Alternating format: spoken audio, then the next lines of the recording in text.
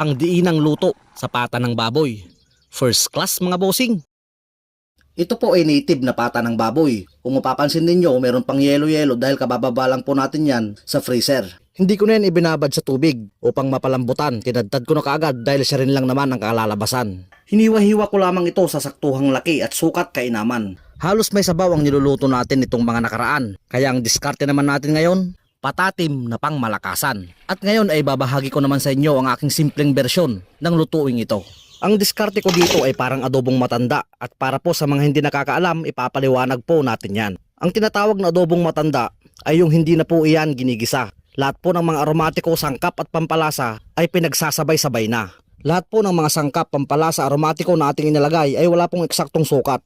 At nakadepende na lamang po yan sa inyong panansya. At ang siste, kapag luto na, tsaka na lang po mag-a-adjust uli sa lasa. At sa pakiwari ko, tamang-tama lang ang naiwan nitong sarsa. At syempre muli mga bossing, luto na po ang ating napakasarap na patatim. Thank you, God bless.